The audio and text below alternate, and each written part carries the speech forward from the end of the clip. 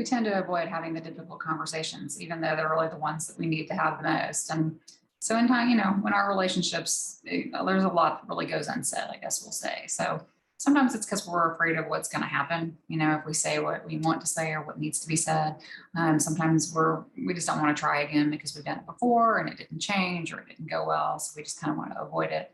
But whatever the reason, those difficult conversations, they still need to happen. And putting them off really just makes it harder. So one way that you can really kind of change that is to prepare for the conversation ahead of time. And when I say prepare ahead of time, you probably think, okay, well, I need to rehearse what I want to say. And that's kind of what we all typically tend to do. There's nothing wrong with rehearsing, to making sure that you have everything clear in your mind. But the bigger thing to do in preparation is to really take some time and sit and think about what it is you really want to accomplish by having the conversation. So when the conversation's over, what do you want to have happen? How do you want to feel when that conversation is done? And when you kind of have this end goal in mind, you can really start into the conversation from a different place, right?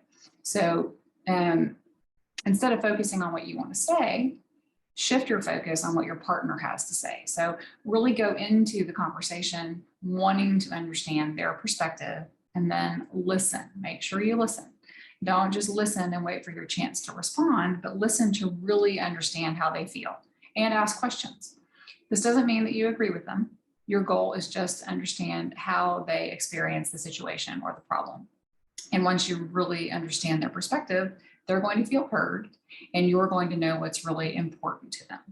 So setting up this way is going to really enable them to hear you when it's your turn. And it's also going to give you information.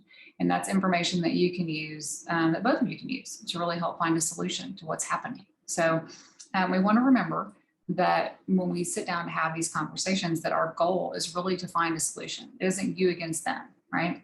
It isn't you being right or them being right. It isn't about you showing them how you're right.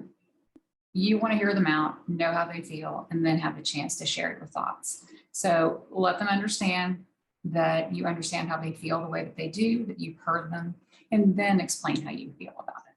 So once they have done this and you've shared your thoughts, you can ask your partner for ideas on how the two of you may be able to find a solution, or maybe how both of you can approach the situation differently the next time, right? So if you come at these difficult conversations from this perspective, you're both more likely to really be in a position to find a solution together, and the conversation is going to be more productive. So instead of it just turning into a recurring argument that you can't get past, it's going to give you a different place to get a different answer, right? And remember, it doesn't matter who starts. It doesn't matter who goes first. It doesn't matter if you're the one that always brings it up and tries to lead it and wants to have the conversation.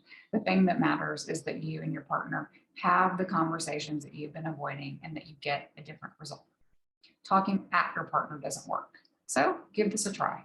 It may kind of feel scary at first. You may feel uncertain, but just like anything that we do, the first few times we try, it isn't that easy, but it does get easier, right? And you can do hard things. So see what happens. I'm sure that you can do something differently and get a different result. If you need some help, I'm here to help.